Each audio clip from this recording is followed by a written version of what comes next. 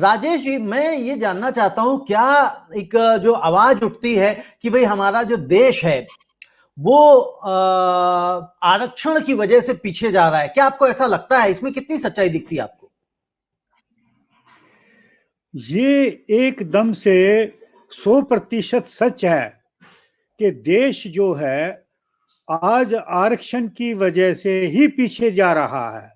अगर आरक्षण खत्म हो जाए देश से, तो देश जी। को कोई भी ताकत विश्व शक्ति बनने से और देश को नंबर 1 बनने से रोक नहीं सकती है। तो अगर फिर आरक्षण फिर किसको मिलना चाहिए? क्योंकि अगर आप देखिए कि जो दलित वर्ग है या और इस तरह के जो लोग हैं जिनके लिए आरक्षण की व्यवस्था लागू करी गई थी, बट अब चूंकि शायद ये जब लागू करी गई थी आज से 70 साल पहले, तब ये सोच के लागू करी गई थी कि ये जो लोग पिछड़े लोग हैं ये मेन स्ट्रीम में आए। लेकिन अब हम ये भी देखते हैं कि वो तो मेन स्ट्रीम में आ रहे हैं, लेकिन आरक्षण भी उनमें से भी कुछ सेलेक्टिव लोगों को ही मिलता रह रहा है। सपोज करिए अगर आईएएस का बेटा है, तो मैं समझता हूं उसको, उसके बेटे को दोबारा से अगर वो आईएएस के लिए लड़ रहा है, मतलब प्रतिस्पर्धा में बैठ रहा है, कंपटीशन में बैठ रहा है, तो उसके ऊपर तो मैं समझता हूं कि आरक्षण का नियम नहीं लागू होना चाहिए या लागू होना चाहिए। बिल्कुल नहीं लागू होना चाहिए। आरक्षण अब खत्म हो जाना चाहिए। आरक्षण जो है, आरक्षण का मेरी तो समझ में नहीं आ रहा कि आरक्षण किस आधार पे दिया जा रहा है और किस आधार पे दिया गया था। आरक्षण जो है 10 साल के लिए दिया गया है गौतम जी। आरक्षण, क्या वो आरक्षण जो 10 साल के लागू किया गया था, क्या वो कारण अभी है या खत्म हो गए? उसकी समीक्षा भी तो होए ना। कुछ समीक्षा ही नहीं हो रही है। तो इसकी हेलो, समीक्षा कौन करेगा? आपको कैसे लगता है कि आरक्षण किस बेसिस पे लागू होना चाहिए? आप क्या किस तरह का सुझाव देते हैं? देखिए आरक्षण पहले हम समझ ले। आपने एक बात कही मेरे से अभी कि आरक्षण जो है पिछड़े लोगों के लिए, दलित लोगों के लिए दिया गया था संविधान के अंदर। उसका जवाब मैं ये देना चाहूंगा, आरक्षण सिर्फ मात्र 10 साल के लिए दिया गया था। और वो इसलिए दिया गया था कि वो आर्थिक रूप से कमजोर नहीं थे। जब देश आजाद हुआ तो बहुत सारे लोग आर्थिक रूप से कमजोर, वो जो थे सामाजिक रूप से पिछड़े हुए थे। सामाजिक उनका बहिष्कार होता था, अनटचेबिलिटी थी, छुआछूत थी, डिस्क्रिमिनेट एटीट्यूड अडॉप्ट किया जाता था, भेदभावपूर्ण तरीका उनके साथ होता था। तो जब संविधान बनाया गया और संविधान सभा के जो अध्यक्ष थे अपने आदरणीय अंबेडकर जी, जिन्होंने संविधान लिखा, उन्होंने कहा कि भाई अगर मान लीजिए कोई जाति का आधार नहीं होना चाहिए योग्यता चुनने के लिए।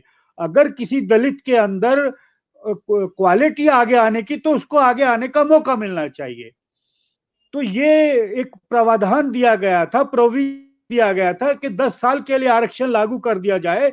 तो फिर जो है वो जो सामाजिक रूप से पिछड़े हुए लोग थे, उनके साथ कहीं भी जो है भेदभाव पूर्ण जो है समाज के अंदर या एडमिनिस्ट्रेशन के अंदर, प्रशासन के अंदर नहीं होगा। कोई भी भेदभाव पूर्ण सलूक नहीं किया जाएगा। और आज मैं समझता हूं जिस तरीके की परिस्थितियां देश की हो गई हैं, जो 10 साल में आरक्षण खत्म हो जाना चाहिए था, 70 साल हो गए हैं, 75 साल हो गए हैं, कि अभी भी आरक्षण चाहिए क्या उन लोगों को? कहां उनके साथ भेदभाव हो रहा है?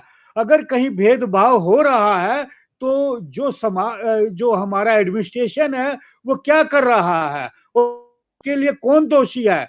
अगर किसी दलित के अंदर क्वालिटी है आगे आने की और उसको पीछे धकेला जा रहा है इस वजह से कि वो दलित है, तो फिर जो दलित समाज के लोग हैं या दूसरे जो आरक्षण चाहते हैं, वे लोग उनके क्यों नहीं आवाज उठाते, जो उनको पीछे धकेल रहे हैं और आगे आने का मौका नहीं दे रहे जिनके अंदर राजेश गुप्ता क्वालिटी जी, है। राजेश गुप्ता जी, एक प्रश्न है। मैं एक सीरीज कर रहा हूं पिछले, आज 13th डे है, 13वां दिन है, कि बेरोजगारों के ऊपर, और खासतौर से जो एजुकेटेड बेरोज अनएम्प्लॉयड हैं, यानी कि शिक्षित जो हैं वो बेरोजगार हैं, उनके ऊपर उत्तर प्रदेश में पिछले 2.5 सालों से तकरीबन 69,000 शिक्षकों की एक भर्ती का मामला फंसा था। आप जरूर उससे नॉलेज होगी उसके बारे में आपको। और इसी तरह मैंने देखा कि पूरे देश में हर सरकार, हर स्टेट में कहीं ना कहीं कोई रिक्रूटमेंट से लेके मामला फंस जाता है।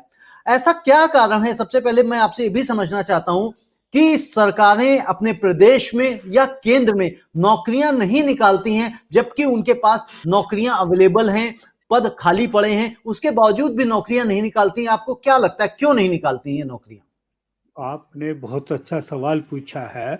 इसका एक सीधा जवाब समझने के लिए मैं ये आपसे निवेदन करूंगा, आप भी समझें और दर्शकों को कैसे समझाना है, लोगों को कैसे समझाना है, ये भी आपको देखना चाहिए।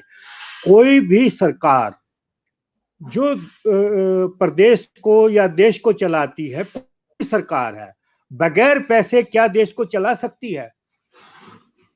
मैं जी। आपसे सवाल पूछ रहा हूं रविंदर जी, नहीं, मेरी बात बगैर का पैसे आप सर, जो सर बगैर पैसे सरकार तो क्या घर भी नहीं चलता। नहीं चल सकती। आज की तारीख में प्रदेश की सरकारें हैं, प्रदेश का प्रशासन है या जो भी है प्रदेश में, उनके पास पर्याप्त पैसे हैं।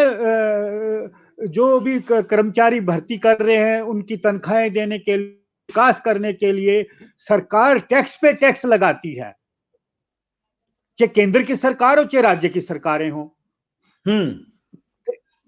अब कितना टैक्स लगाएगी और टैक्स कौन देगा?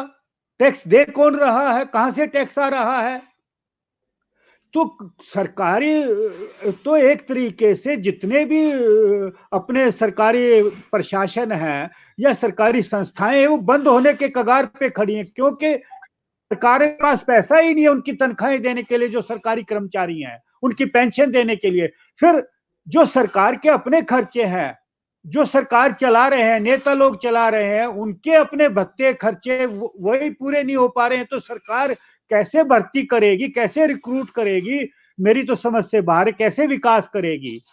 सिवाय जो है, जब तक आप जनता के द्वारा से जो कर लिया जा रहा है, टैक्स लिया जा रहा है, उसका दुरुपयोग बंद नहीं करेंगे तो अनएम्प्लॉयमेंट खत्म नहीं कर सकते, आप बेरोजगारी दूर नहीं कर सकते। दिन पे दिन बेरोजगारी बढ़ेगी, देश दिन पे दिन पिछड़ता चला जाएगा।